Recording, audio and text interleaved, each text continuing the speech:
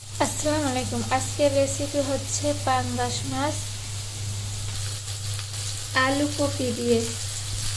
এখানে মরিচ পেঁয়াজ ভাজতেছি তেলে। মরিচ পেঁয়াজ আদা রসুন ভাজা হয়ে গেছে, এখন একটু পানি অ্যাড করে দেবো। পানি অ্যাড করে দিলাম। এখন গুঁড়া মশলা দিয়ে দেবো।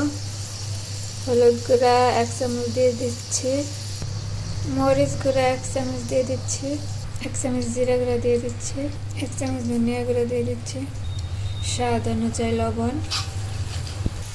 সব মশলা কষানো হয়ে গেছে, এখন পানি দেবো। পানি বলক এসে গেলে মাছ দিয়ে দেবো। পানি বলক এসে গেছে, এখন মাছ দিয়ে দেবো। মাছ দিয়ে দিচ্ছি। আমার মাছ কষানো হয়ে গেছে, এখন সবজি দিয়ে দেবো।